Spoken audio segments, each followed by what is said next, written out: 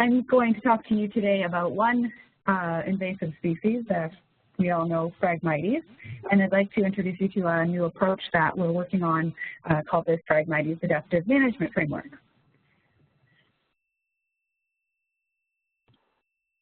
So Phragmites is one of the most aggressive non-native species in North America right now. It has established along all marine coasts, the Gulf Coast, and Great Salt Lake. Phragmites likely arrived in the Great Lakes Basin sometime in the 40s, and by 2013 it had been detected in 60,000 acres of shoreline habitats, plus an unknown amount of inland area. Land managers across the nation have been using a combination of treatment alternatives to fight against this aggressive invasion for years. But our current management strategies are really not cutting it. They're resource intensive. They're differing in effectiveness in terms of management outcomes, and this is largely because of these uncertainties that we have about the biological response of Phragmites to the treatments that we currently have. Even though there's a lot of management going on around the landscape, with about $30 million of Great Lakes Restoration Initiative funding in the Great Lakes alone, these uncertainties about treatment effectiveness aren't being resolved quickly enough. We may have some land managers learning about what works well on their own sites, but we're really lacking a regional approach, a way to collectively share how we're learning from these individual efforts. And even when learning does occur, there's still no easy way to share that knowledge. So we're missing that regional approach. So we're going to try something different. The Great Lakes Commission is working with the USGS and the University of Georgia to introduce the Phragmites Adaptive Management Framework. And this, we believe, will reduce these uncertainties and address these challenges. So by the end of this presentation, I hope you will understand how this framework will improve the effectiveness and efficiency of Phragmites management, and I really hope that you'll consider partnering with us in implementing this new approach. This term adaptive management gets thrown around a lot, so I want to just take a minute to define what we mean when we say adaptive management. Adaptive management to us is not a trial and error approach.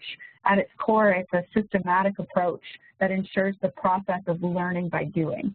In other words, incorporating design, management, and monitoring to systematically test assumptions in order to adapt and learn. So this diagram shows what any adaptive management effort looks like at its most basic. Adaptive management can reduce the uncertainties we have by standardizing that learning approach, so everyone can report and communicate their management outcomes in the same way. And so once we're all speaking the same language, a framework can combine and interpret the data to help us all better understand which treatments are working where and help us get a little bit closer to understanding why our management outcomes are differing so much. Essentially, PAMF is a really amazing opportunity for everyone to fight on the same front using a structured learning process where the structure is provided. This framework can continue to operate over time until the issue of non-native Phragmites is improved. So PAMF was actually developed after a similar adaptive management model was implemented by the U.S. Fish and Wildlife Service in the Great Plains. This project was called the Native Prairie Adaptive Management Framework, or NPAM, and it was launched in 2011. It's actually still operating today. So PAMF is being developed, as I said, by the USGS, the University of Georgia, and the Great Lakes Commission, which make up our core science team. The core science team is actually working very closely with a group we refer to as our technical working group. And this group is made up of 12 professionals located from around the basin, with one down in Mississippi. And this involving the technical working group at an early stage has ensured that our approach includes different stakeholder values, priorities, and perspectives. And we have been able to include that in the development or setup phase of PAMF. That way, the framework actually reflects the user or the needs of the end user.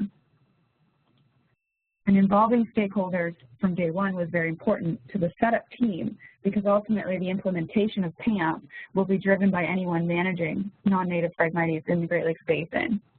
So once this setup is complete, the land managers actually sustain PAMF as they independently carry out decision-making and monitoring on land parcels across the basin that will have various degrees of Phragmites growing in a range of habitat types and conditions.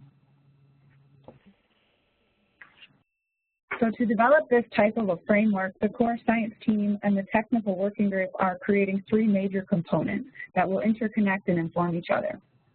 They're called the predictive models, monitoring protocols, and a centralized database that will host participant data that will be entered through a web hub. So this team has been working on the framework since early 2016.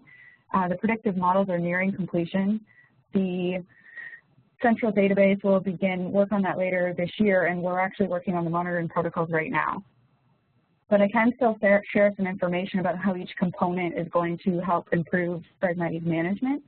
So first I'll talk about the database, then I'm going to jump back to the predictive models, and then I'll finish with the monitoring protocol. So the database was essentially a place to store data. It's needed for all adaptive management strategies. It could be as simple as a binder of field sheets or even a conceptual model. For PAMF, we needed something bigger because this is our first basin-wide application of adaptive management, and we wanted to make sure data submission was as easy and efficient as possible. So we developed a centralized database, or we will be, and an associated web hub to house all that PAMF data. So the web hub is that interface or portal of communication between the participants around the basin and that central database where all the data will be collected and stored. So this approach is that regional, it's facilitating that regional effective data sharing because anybody can access it from anywhere at any time. And anyone can join PAMF very easily. So on the screen I'm showing what things might look like for someone visiting the PAMF web hub. So if they're new, they would register to the program, and if they're returning, they would log in and start working with the PAMF database. So behind that database are the predictive models, and that's really the key or the core of this adaptive management framework. The predictive models can incorporate different hypotheses about how our systems work and how the systems might respond to a management action. As an example, consider option 1 on the screen. So this option suggests we apply glyphosate in the fall, we take a rest over the winter, and reapply glyphosate in the spring or summer. And then presumably we would remove the biomass later when the plant goes dormant again. Contrast that with option 2, where you would apply glyphosate in the fall, then remove that biomass right away, and then take a rest in the spring or summer and see what returns. So both glyphosate, removing biomass through a prescribed burn or mechanical, are both options available in our best management practices. But it's really unclear what combination of these treatments and in what order might be best. It's really unclear what treatment is best in what specific habitat conditions, and it's even more unclear what specific characteristics of a Phragmites stand dictates what treatment alternative might be most efficient. So the predictive models will help us understand these uncertainties by by a collective learning approach, by having individual managers contribute those management outcomes to our database.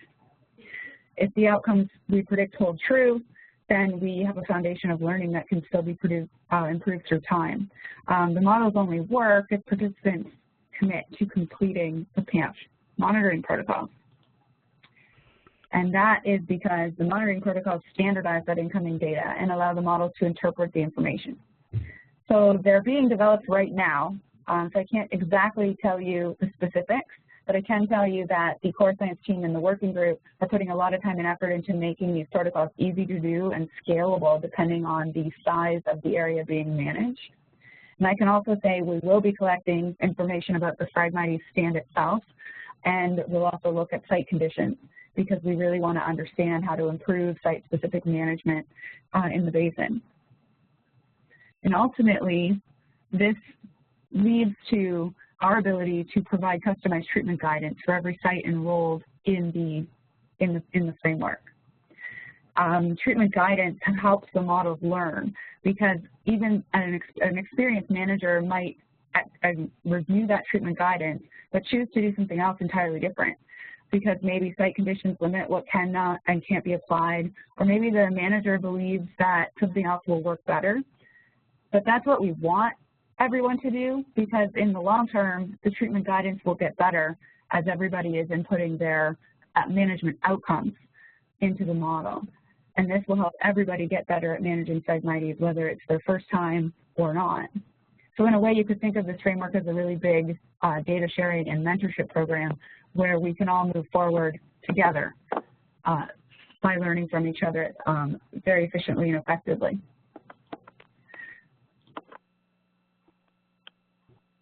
So treatment guidance is provided after each site is enrolled, which must occur before the beginning of the management season. For PAMF will be the late summer, just prior to that translocation period, which is when the plant begins to translocate, and research has shown that this is likely the best time to initially apply herbicide.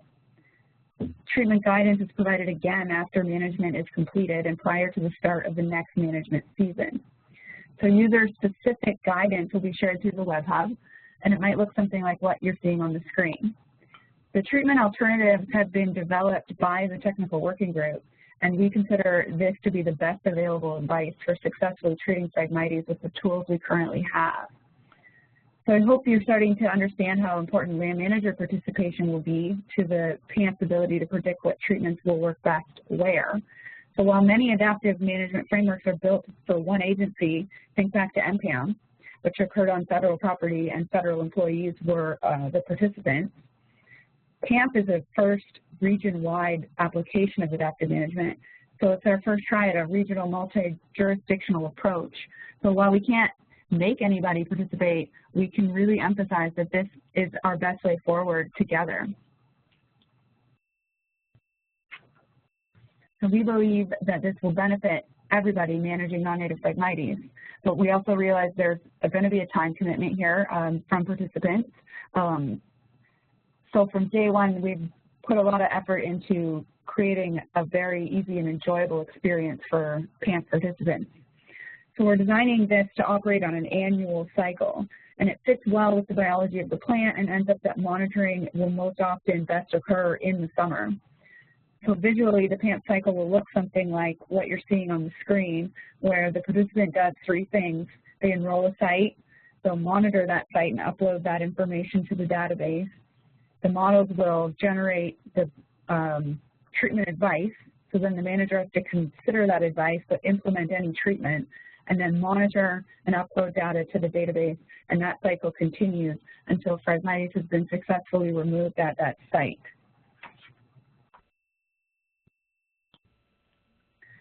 So to help participants through that process, we're also putting a lot of effort into how to provide PAMF resources. So we're going to put together a user guide, principal monitoring protocols. Training webinars and workshops will be arranged around the basin. I'd like to host one in New York if we could arrange that. I'd like to talk to somebody about that. And then there'll be ongoing resources through the Great Lakes Phragmites Collaborative. And in 2018, those resources and our staff will still be available, but we'll also be developing an associated app, a smartphone app, that can be used right in the field to enroll sites and then upload that monitoring data from the field right into the database. So we eliminate that step of having to use field sheets, then sit down at your desktop, and we hope that further increases the enjoyability of and the ease of using the framework. So PAMF will allow everyone to manage Phragmites as they normally would, but with the added benefit of that regional learning.